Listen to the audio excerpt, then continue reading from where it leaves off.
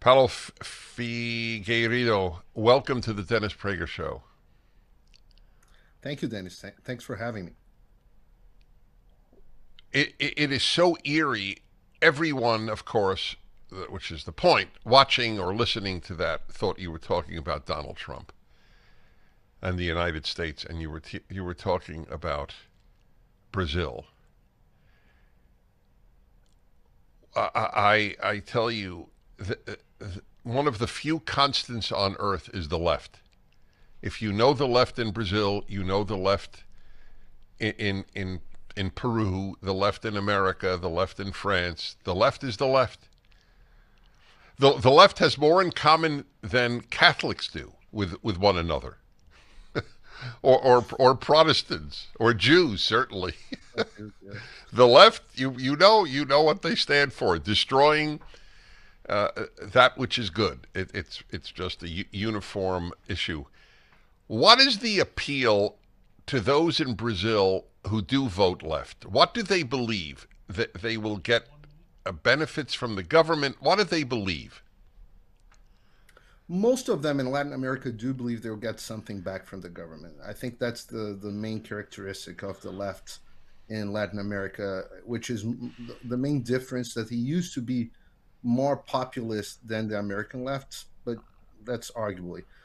And yeah, a lot of people voted for Lula because they think they could get some benefits from the government. Lula expanded the welfare state a lot in Brazil during his first term, so that still attracts a lot of people.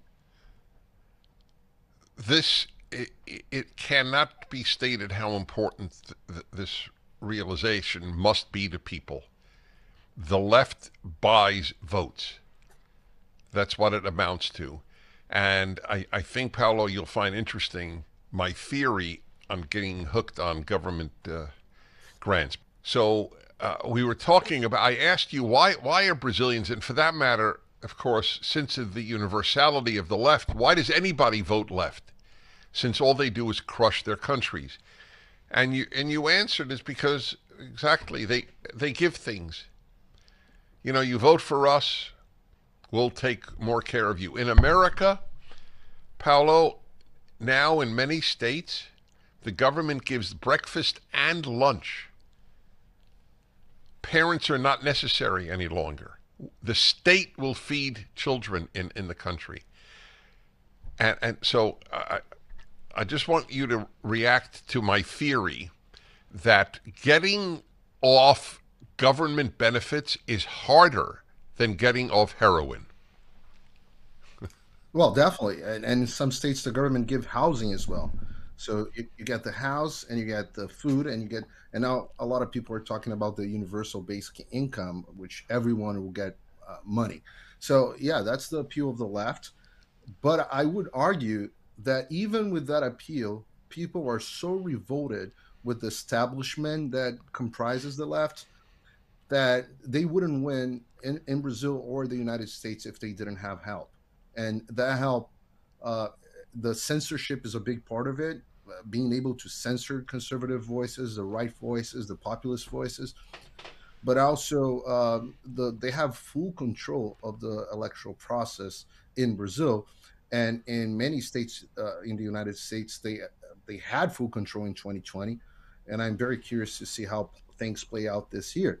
So, meaning even buying votes, as you properly stated, even that way, it's becoming harder and harder for them to win elections in all over the world. We're going to have elections in Europe this Sunday, and it looks like the right is going to win the majority of the European Parliament. And we had Milei in Argentina, as you definitely know. So it looks like even buying the votes, there's one point that people get tired of it. People notice the destruction they cause, and they have been causing a lot of destruction. And enough is enough.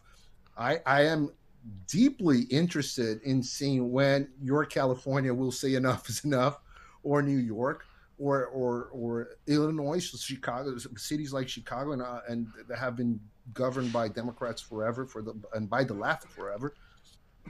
So I mean that wouldn't be possible what happened in Brazil and what's happening in the United States wouldn't be possible without certain things in place. And when you see the connections between the two countries, it started looking more and more like a conspiracy theory, but it's actually true. The you were talking about George Soros earlier today.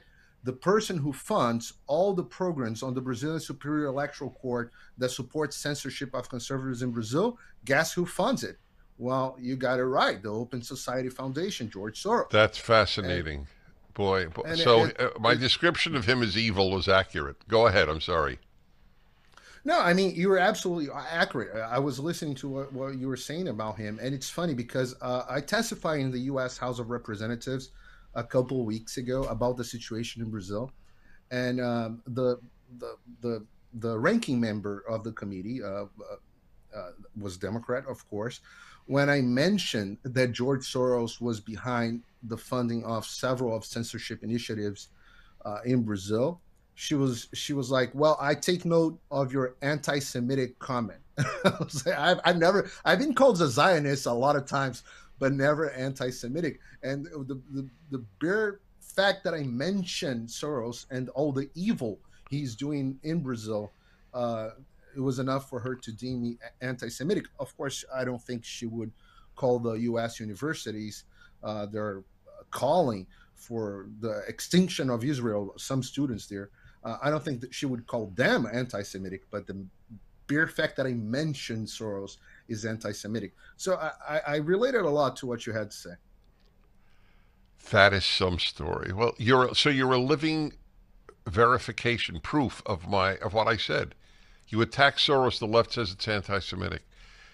By the way, so I'm a Jew and I'm a practicing Jew and I attack Soros, but it doesn't matter. In the state of Louisiana last week, the superintendent of education said the schools can use PragerU materials in their classrooms, and PragerU was declared by the Democrats of the Louisiana Senate on 5 different occasions anti-Semitic. I'm a Jew, and the two people who run it are Jews. It doesn't matter. It's gaslighting. Of course, this is obviously gaslighting. Ben Shapiro are the anti-Semitics, and the American universities and George Soros are the defenders of freedom. It's This is gaslighting. This is the definition of gaslighting. So, what do you do? Are you podcasting into Brazil? Yes. So I don't have a Dennis Prager show, although I have been watching the Dennis Prager show for many years and influenced me a lot. But I have a show in Brazil. I used to host the number one TV show in Brazil. Huh. Some people compare it to like Tucker Carlson of Brazil. Right. Uh, and like when Tucker was on Fox, I was on the Brazilian only conservative media, and they had to fire me because the government opened an investigation against them, and they fired all the conservative commentators, and Wow. they also blocked all my social media by the order of the Supreme Court. So right now, if you try to act, I have like, for example, 1.4 million followers on Twitter. If you try to access my Twitter from Brazil, it appears to you this profile has been removed by an order of the Brazilian Supreme Court. So you can access from Brazil. You can access from the Well, U.S., then, but you can. so you're in worse shape than we are. If your Supreme Court is doing this, why are you in exile?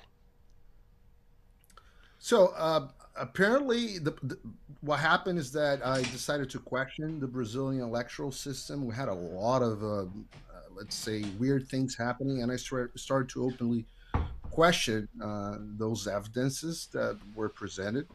And because of that, they did a couple of things. They first they blocked all my social media, but on the same day, they also froze all my assets in Brazil. I still had significant assets in Brazil and bank accounts and all that, and they even canceled my Brazilian passport.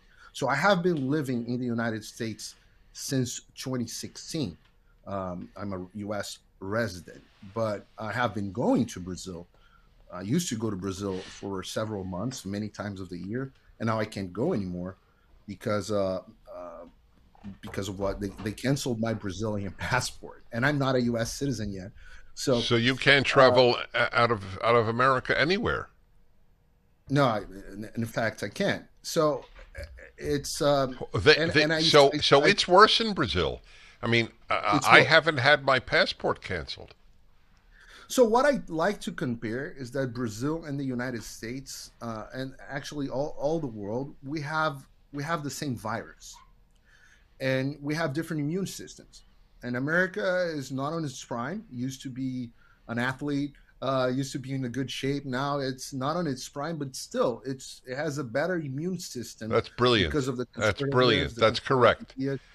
That's And right. Brazil is just a very old with I see. That's so interesting. On what yeah. grounds? On what grounds was your passport canceled? So it's interesting because Brazil is going through this. I mean, we do have a problem with the judiciary system all over the world. We have been following what's happening in the U.S. in the past few weeks, and that's becoming more and more evident. But you know Israel a lot, and you know the Supreme Court of Israel is a big problem. So the conservatives or the right, they win the elections in Israel, but it doesn't really matter because the judiciary is calling the shots, the Supreme Court is calling the shots. So even if you approve a reform for the judiciary, they deem it that's illegal and it doesn't take place. So in Brazil, we live kind of like a little bit of both worlds. What's happening in Israel, but also the Supreme Court of Brazil invoked them to I themselves get it. I special get it. All powers right. to persecute people. Uh, I have to have you on again, and I'd love to meet you Okay? personally. His video, folks, is up at PragerU this week, and Brazil is a cautionary tale. We are we headed toward Brazil, or are we headed to maintaining our freedoms? You're a special man. I thank you for all your work. Well, thank you, Prager.